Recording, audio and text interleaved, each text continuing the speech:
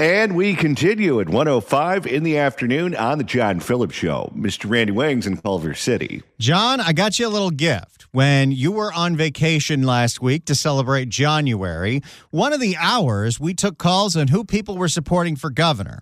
And a couple of the calls I decided to save because I thought you'd enjoy them.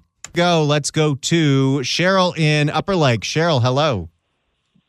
Hello. Hey, Katie Porter all the way. Really? No, what do you think I'm a freaking Oh, my. I'll play you the other one later. I want to hear that without the bleep, too, during one of the breaks.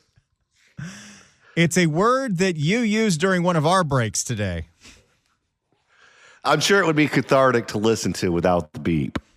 Sure it would. 800-222-5222 is the telephone number. 1-800-222-5222. It is our pleasure to welcome our next guest to the program. She is the Professor of Political Science Emeritus at California State University at Fullerton, Professor Barbara Stone. Welcome. Happy Monday, John. Welcome back. Well, thank you so much. So let's go ahead and dive right into this Gavin Newsom book that has been made available to the press. And I guess we should start out by talking about the person that he models himself after.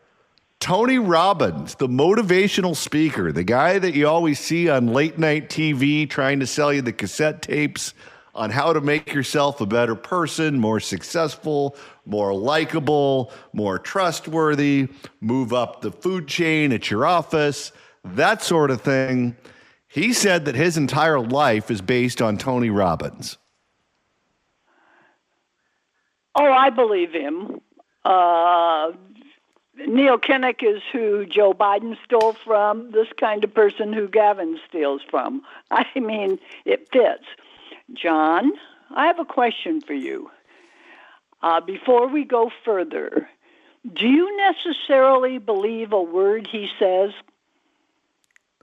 That is such an odd thing to say. I do not believe he would put that in the book unless he had some kind of affection for Tony Robbins. I believe that. But I also, the way his mind goes, if I cared a lot, I would be, I don't know, looking for the twist, looking for the symbolism, looking for something. Remember, the name of this book is Young Man in a Hurry, which is actually pretty funny for a guy his age. And it's part of a long tradition of navel-gazing, which greatly preceded social media. And Gavin, this is all about Gavin's struggle with his identity. Now, as you point out, it's interesting where he steals the lines in order to make it obvious that he's sort of this new extension of the New Age. My God, John, I almost think I recognize it from the days of the hippies. And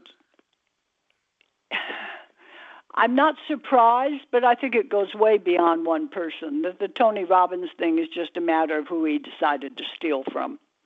He also, I guess in the book somewhere, talks about when he was in high school maybe, that, he cheated on his English papers with Cliff Notes. Really? So did everybody. But you're really hung up on that because you really kind of relate to Tony Robbins. I admit that I don't. What about the part of the book, and I think this is true as well, where he talked about how his dad would take him and his sister over the summers, and they would vacation with the Getty family, and they would vacation with European royalty, and they would go to the toniest spots on planet Earth and stay at the finest hotels. And his mother was this blue-collar woman who, by the way, told him on her deathbed not to go into politics, that she didn't like what politics did to him, and she wanted him to stay far away from it. Clearly, we can tell how much he pays attention to her. But he said in the book that when he would come back after spending summer with the father, going from hotspot to hotspot, and breaking bread with all of these famous and rich people and royals and the like, that she was very guarded around him, where she thought that Gavin and the daughter were uppity and that they believed that they were in a class that was different from her, and that she would treat them differently for a period of time before she would finally warm up to them and things would go back to normal. Okay, 2 or 3 or 4 different comments on that. One, it was my first question, which is rhetorical. Do you believe what he says? 2, there's some basic truth in here, which is that I don't have a doubt that Gavin much preferred the Getty model to anything his mother had to offer, whether or not she fit the image he's creating of this poor blue-collar woman who represents the other half of me. So I constantly struggle with both sides of my potential identity. Dear God, John. But that's what he's doing. And I guess I read the whole thing because I've read what the press has to say. I consider it throwing his mother under the bus. And then he used her again when I guess there's a great segment on helping her with assisted suicide when it wasn't legal, blah, blah, blah. I guess if you want to make me feel really hostile about the jerk, it's the treatment of the mother that comes in. However, having said that, do I believe that his image was of the father who was a long-time Getty, I think it was George Getty he worked for. Whatever you want to call a person like that, I absolutely believe it. And the fact, I'm not going to go into it because I don't care, Gavin. But my poor mother, she had to work 3 jobs, blah, blah, blah. If that's true, that means the rich father who became a judge, who was tied into the Gettys, didn't pay child support. Wonderful. Does that help explain Gavin and his identity? Certainly it does. But I think it's supposed to make me like him, and I just come out thinking he's a greasy jerk. Well, that would make the dad a dirtbag. If the dad didn't fulfill his obligations as a father, didn't pay the child support, and then Gavin becomes an adult, and because the father has access to the Gettys, the father becomes the preferred parent, that tells you everything you need to know about Gavin and his values. I think that you're probably right. Having said that, I seriously doubt that Gavin would like our interpretation. Anyhow, I understand what this is supposed to accomplish, and to be honest, I'm out of touch enough with the way the world works these days. It may work, but to me it just seems like very trite, wrapped in some sort of new stuff, and producing a kid. I feel sorry for him if that was halfway true. But you notice with Gavin, halfway is as far as I'm willing to go. But that doesn't make him. But that doesn't make him a person I particularly want. By the way, I have to say 2 things for Gavin. One of which is that watching this, he clearly is a much better politician than Kamala. Remember, Kamala wrote a book, and at least as long as I've known anything about politics, when a politician writes a memoir, you're supposed to have some really racy stuff in there that you put out before the book's published. This one hasn't been published yet for the general public. And that it's going to make people buy your book. Apparently, Kamala had absolutely nothing in hers. You will have people buying Gavin's, even people who hate him, just because it sounds like there's a whole lot of stuff. Now, the fact he's smarter than Kamala doesn't mean much, but it's still something worth noting. What about the portion? Go ahead. What? No, go ahead. I was going to say the other thing this does, and then I'll leave the topic. If I were one of the Democrats running for governor right now, I'd be inclined to go over and shoot him, just so maybe I'd get some publicity. you realize we're now going to take up February talking about his book. The book will come out, and we'll do March and April talking about Gavin's book. Gavin is everywhere, and I'm Tony Thurmond, and no one's ever heard of me, and I want to try to reach voters, but they're much more entranced with Gavin. All those people should really be angry with him, and just as an aside, is probably going to give you Katie Porter, because she's the only one that anyone's ever heard of. But I digress. What were you going to say? Well, another part of that book that was interesting to me was the part about the photograph, the iconic photograph of him and then wife Kimberly Guilfoyle, where they're laying on the rug in the high-rise apartment, the gilded apartment, when he was mayor of San Francisco, and that made one of the fashion magazines. I think it was Vogue. And he said that it was the Getty's fault that they took that photo, that he didn't want to take it. They thought it would be a joke. And the photographer from the magazine was the photographer who took the shot.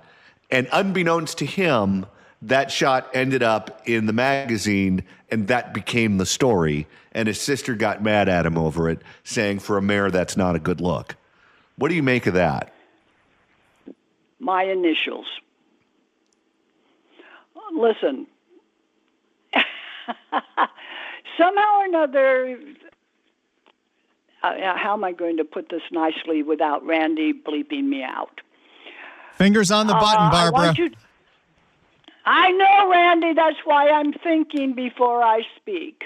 I want you guys to visualize Kimberly Guilfoyle. Okay? She lying on a rug would make quite a racy image with or without Gavin. I personally think that in his own way, Gavin's quite proud of this, but doesn't want certain people, particularly on the left, who look at certain things certain ways, to have certain kinds of criticisms, even though what he's communicating, the fact he's talking about it, I think he's actually quite proud of it. And it ties into all kinds of stuff, and it's going to make you read the book to see what Kimberly Guilfoyle did on the rug in the Getty Mansion. So, well, am I wrong? No, I think you're right. So you just go, let me go back. Do you believe what he says? Oh, Lord. It's around the edges, but basically what the boy's doing is going back and making a big deal out of this, which means he wants you to pay attention to it and thinks it's an image sort of like, oh, I didn't really mean to have this sexually charged blah, blah, with my very well-developed wife, but, someone else talked me into it, really. But if he's what's appealing to you, honey, it'll go just really well. Let's shift gears here and talk about some of those candidates who are running for governor, trying to put the spotlight on them and away from Gavin Newsom. The current mayor of San Jose, Matt Mahan, a Democrat who has broken with the Democratic Party on any number of subjects, announced last week that he would be running for governor. He said that California is broken and needs fixing, and that he is the man who can make California, quote, work again, which leads to the question, if the state is broken, well, who broke it? Obviously, he's referring to Gavin Newsom and the supermajority in the legislature. Gavin Newsom was at a Bloomberg event in San Francisco after Mahan announced that he would be running for governor. And he was asked what he thought about Matt Mahan as a candidate for governor. Here's Newsom's response. Quote, I don't know enough about him. I wish him good luck. He was then asked if Matt Mahan was a good mayor of San Jose. Newsom refused to answer.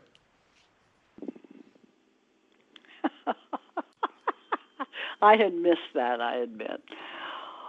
Oh, well, have I ever pointed out to you that Governor Newsom is from San Francisco? And that San Jose, what's San Jose, the third largest city in the state, is in the Bay Area? And he's going, I don't know anything about I don't know anything about, oh, come on, give me a break. You're correct. I think that what the guy is saying has to lead to criticism of Newsom. Newsom's not going to like that, but at the moment, if I were he, I frankly would do a version of what he just did, which is just kind of avoid it, hope nobody pays any attention to the guy. And to be perfectly honest, Mahan will get some attention because if I mentioned that San Jose is a very large city. LA's larger and its mayors don't tend to go too far. Although that gives you a base. But it'll be whether or not he can raise money. And money is going to be very difficult for these people because if I mentioned that Gavin has soaked it all up. The exception is Tom Steyer, who just must not appeal to people because he's all over TV all the time and people still don't know who he is. But if I'm Gavin, I'd skirt it too. There's no need to get into a fight, and man can be smart enough to blame it on everybody else. Of all of the insufferable billionaires who have run for office, I can't think of one who's more obnoxious than Tom Steyer. Can you? No, and he comes across that way. And by the way, now, John, I may be being totally unfair. He also needs new consultants. Because those ads of his, there is this strange-looking man, right, talking about how he loves the environment and something about affordability and all that. And at the end, he goes, after you figured out he's a strange man that believes everything all the Democrats are saying they do, I'm Tom Steyer and. Insufferable is a really good word for it, but it's more than that. There's a twist of strangeness in there that I can't identify, but I wouldn't be running off to vote for him. But of course, there are other reasons. And it's crazy to me that a guy like that can't figure out that the Democrats like his money but don't like him. And he seems to think that if he just spends enough, you'll end up liking him because he's going to buy you off. Yes, that clearly is what's happening. What people are I say forgetting. I don't think that's fair. They aren't really looking at him. They aren't really looking at the other candidates. He ran for president. I have never figured that out. On the basis that I have all this money. That's nice. Nobody knows who you are. And by the way, among Democratic activists who do know who he is, a whole lot of them don't like him because he made his money in oil. So, John, you explain him. And when he's governor, I'll get back on your program and say, I'm wrong. I have no idea who I'm talking for. None of you should ever listen to me again. Because I just, it's very strange. We've seen rich guys before. And by the way, most of them do not make it. And they aren't as strange as Tom Steyer. I know that political strategists are right up at the top of the list of professions that people hate. I hope those people take him for every cent he has. They're planning to. How's that? I think you're right, and I think they probably already have. I think that's true. But and when this isn't working, his polling's not good, I bet he goes out and hires some new ones. He's going to be a fount of wealth for that particular group. And that's all right. I don't mind if they want to take his money, to be honest. Just don't give him to me as governor. Professor Barbara Stone, Professor of Political Science Emeritus at California State University at Fullerton. Thanks so much for stopping by. Good to have you back, John. Thank you. 800-222-5222 is the telephone number. 1-800-222-5222. If you'd like to email the show, you can do so at johnnydon'tlikeshow@gmail.com. That's johnnydon'tlikeshow@gmail.com. And Randy, we're going on the road at the end of the week. On Friday, which after today, which is Monday, we just got to get through the hump days of Tuesday, Wednesday, and Thursday. And then we get to Friday, And Friday's going to be great because we're heading back to Long Beach, everyone. Join us for another wonderful live broadcast of the John Phillips Show this Friday, February 6th from noon to 3 at Gladstone's in Long Beach. Great food. Really great drinks, although John and I will not be partaking during the show hours. Good vibes and a fun afternoon by the water. John Sengmeister runs a great joint down there. We're going to have special guests like our friend Susan Shelley from the Howard Jarvis Taxpayer Association. She'll tell you more about your taxpayer rights and protecting Prop 13. As we have been telling you, the courts have made it easier to raise your taxes. All these citizens initiatives, all these tax and fee hikes, it's all because of all this nonsense coming out of the courts, which is why we need you to sign a petition to save and strengthen Prop 13. That deadline is coming fast. Susan needs all of the signatures by February 17th. So if you've already done it, great. Thank you.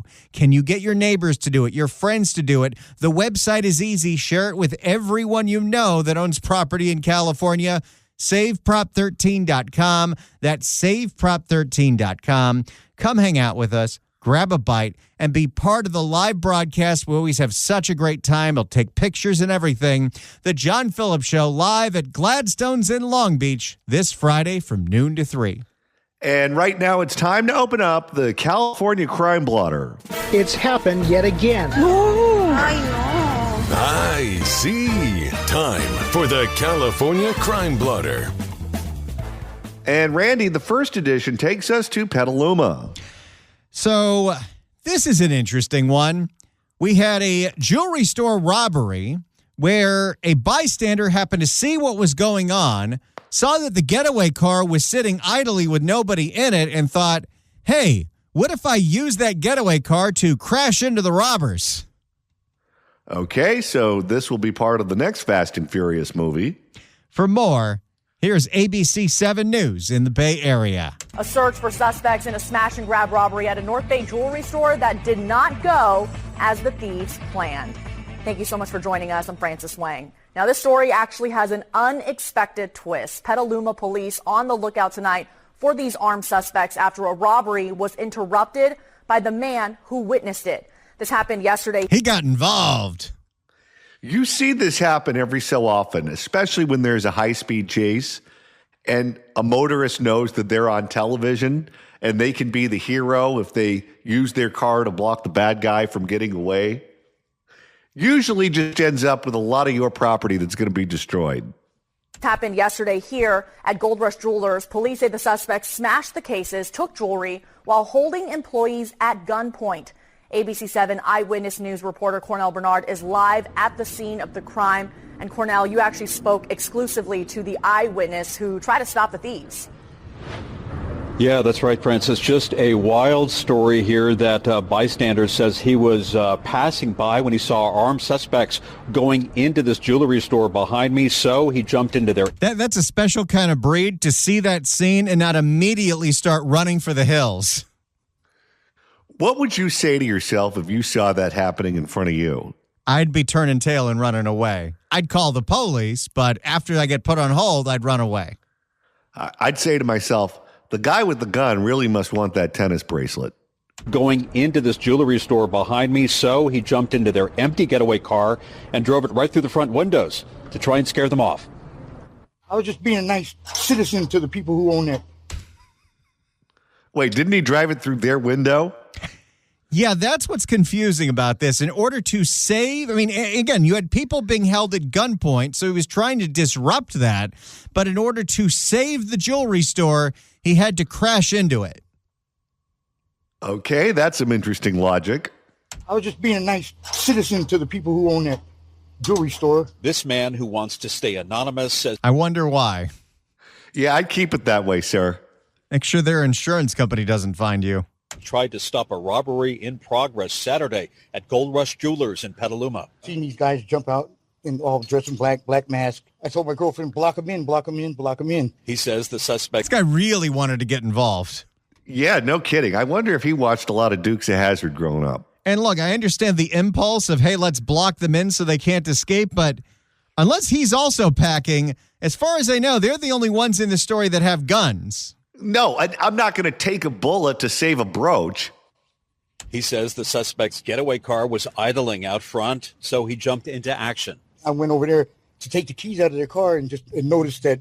By the way, isn't this why you're supposed to have a getaway driver? Somebody in the crew who's supposed to sit in the car and wait for you to come out with all the jewelry so you can get away? If you got to have somebody get back into the driver's seat, that's foolhardy.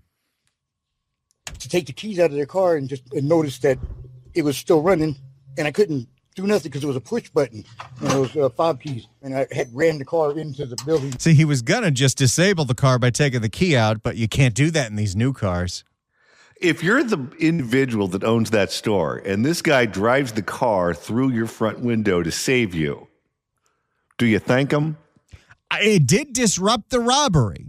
I don't That's know true. if that situation was going to escalate, but if you've got a gun to your head and then all of a sudden they're disoriented because of the crash and they decide to run away, mission accomplished?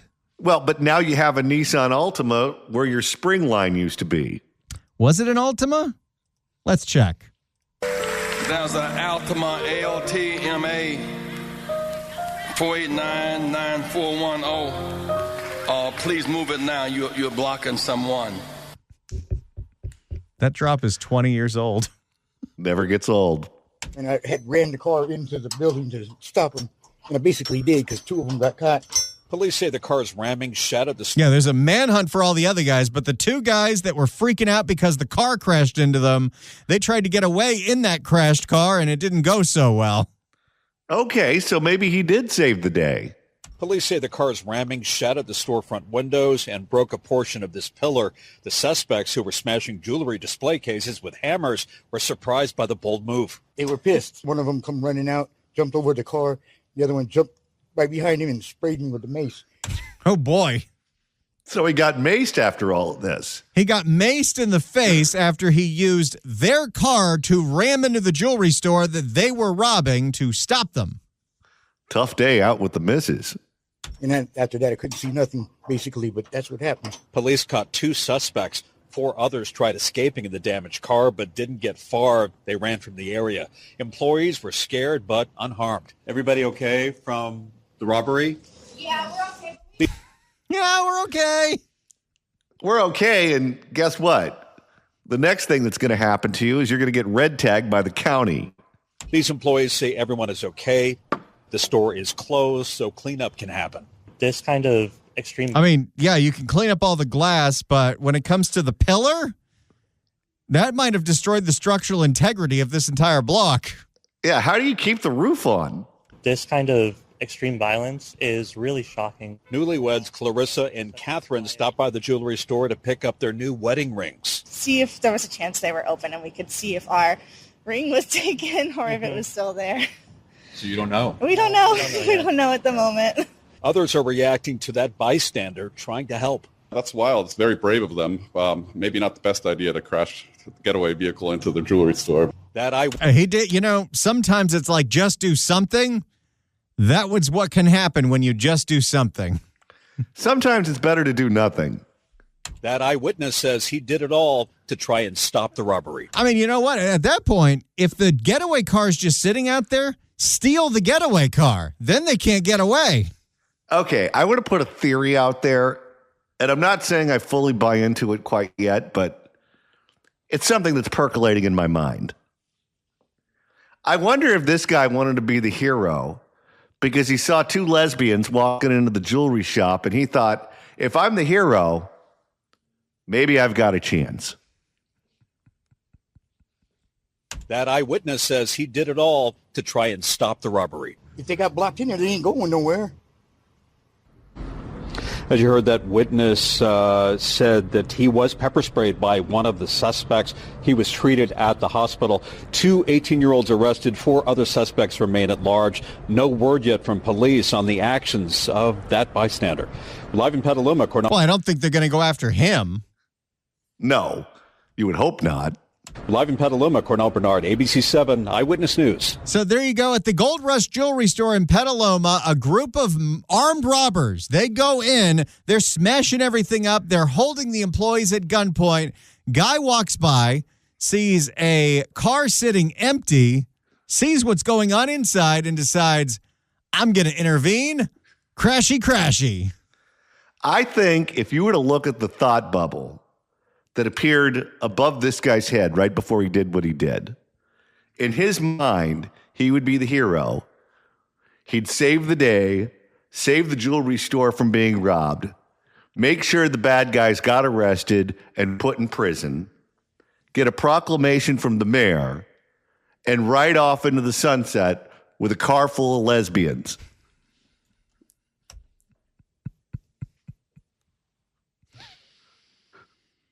Don't you think that's what he was thinking? It's a possibility. 800-222-5222 is the telephone number, 1-800-222-5222. And right now it's time to reopen the California Crime Blotter. If the cashier is dummy. We couldn't make this stuff up if we tried. I said, hell no, baby boy. Let me get up on out of here. It's the California Crime Blotter. And I know this will surprise everyone in the listening audience, but the massage parlors have made it back in the blotter. But this time, it's not that a crime is being committed inside the massage parlors, as we all know. It's actually the massage parlors are the victims here of a spree of robberies in Poway in San Diego County. What could you possibly steal from a massage parlor? Well, if they're operating in the services that you know they're operating in, they probably have a lot of cash on hand.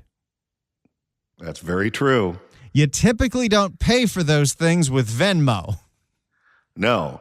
These guys, they go to those massage parlors and they leave all their cash and their dignity. For more on the Poway massage parlor robberies, here's NBC7 in San Diego. New information tonight after two massage parlors in Poway were robbed at knife point within minutes of each other. San Diego County Sheriff's deputies charged one man for both crimes. NBC7's Dave Summers tells us how he was caught. It appears business as usual at Lavender Spa in a strip mall on Poway Road. Yeah, that sounds totally legit. Lavender Spa. I hope Yum Yum number 2 didn't get hit. I knew that was coming. It appears business as usual at Lavender Spa in a strip mall on Poway Road. Look, I know I'm generalizing, but I truly believe there has never been a situation where someone got a legitimate massage inside a strip mall. You think it's all illicit, huh? Yes. You know, there is a shopping center that's near my house, and I'll tell you how great of a neighborhood I live in. In this shopping center is a bakery that went out of business, a store that's been vacant forever, and the two things that are in business keeping this strip mall alive are a massage parlor and a smoke shop. And you know it's nothing but criminal activity at both. Well, let me tell you, if I'm the massage parlors and I want to really look to the future at bringing that cash register, I'd be trying to find a way to make sure that people's health insurance would have to pay for it. Just last Saturday night, though, around 8:30, San Diego County Sheriff's deputies say a masked man armed with a knife robbed the business. Now we're going to be a little more cautious and pay a bit more attention to the people around in the area. Hi, man. By the way, this is not someone that works at the massage parlor. She works at a actual store next door. I was about to say, her English is very good. She works at a clothing shop, I think. Hi, ma'am. I just got your message. Elsie Delgadillo helps run the upholstery shop next door. She's counting her blessings the store was closed at the time. I don't think they were going after you. You think she ever sees or hears anything strange? All the time. Investigators say that was the... Believe you me, these dumpy little strip malls don't have a lot of soundproofing. No, those walls are like tissue paper. I guess he was just in a lot of pain. Workplace injury. Investigators say that was the second such robbery minutes earlier, and 2.5 miles away, a man matching the description demanded money of a female employee at the Poway Spa. Okay, there's no reason that you are demanding a masseuse give you money unless you know that she has a bunch of cash on her because of what she does in the back room. Well, maybe she's just really good at working out the knots. demanded money of a female employee at the Poway Spa on Pomerado Road. Now, did he run in there with the knife, or did he go ahead and get some services rendered and then try to get his money back? Well, that would add insult to injury. He punched her in the face before leaving. Oh, come on. Okay, that is adding insult to injury. It's definitely unnerving since... So wait, he got the money and then he still punched her in the face? Gratuitous. It's definitely unnerving since I have a little one that hangs out with me here. Yeah, you might want to invest in daycare. Boy, that kid's going to get quite an education. It was the suspect's green Dodge Challenger that led law enforcement to him. First, the car was recorded on security cameras outside both businesses around the time they were robbed. Then deputies used license plate reader video to verify it. Deputies identify the suspect as 21-year-old Thomas Colton. He was arrested Monday at his Poway home and charged with robbery, assault with a deadly weapon, false imprisonment, and sexual battery. Sexual battery? Yeah, that didn't appear in the rap before. I'm telling you, he thought he was going to get a free you-know-what. He thought I'd get the perfect scheme. I'm going to go in there, I'm going to ask for a little something extra, and then when it comes time to pay up, I'm going to point my knife at her and say no. Okay, if he was getting the massage before he robbed her, wouldn't you assume that she would realize that he had a weapon on his person? Could have hidden it in his pocket or anywhere else. You're not wearing pants when you're doing one of these. Well, at some point you have to put the pants back on, and that's when the knife comes out. Yeah, okay, and the knife hits the wall when you hang them on the hook. You think they're doing a metal detector or patting anybody down before they go to a strip mall massage parlor? No, but I'm a little surprised that she didn't know that he had a weapon on him. While behind bars for now, the crimes leave the business community on edge. It definitely makes you a little more cautious when you're, like I said, running errands, getting gas. Dave Summers, NBC7. And investigators say a Poway detective recognized the description of the Challenger from a previous lewd act investigation involving... Oh, boy. So this guy's a frequent flyer. And investigators say a Poway detective recognized the description of the Challenger from a previous lewd act investigation involving a man fitting the same description. So, first off, awesome that we see the results of the license plate readers and all this real-time information leading to arrest. You don't see a lot of that in LA County, but in San Diego County, even in San Francisco, we see that. But the fact is, based on this guy's history, he thought he was going to rob prostitutes. Quite a life this guy is living. Quite a life. Can you imagine if you're the parents of this guy and you're watching the news? Well, he's 21. And that's what Junior's up to? He's definitely still living at home. What was he, 19? 21. Idiot. All right, let's go to Ed in San Francisco. Ed, hello. Hey, how you doing? Good. Yeah, about the comment about him getting a sexual assault on the case, it's because he robs her after the fact. That becomes rape. All right, I think you're on to something there. Thank you for the call, sir.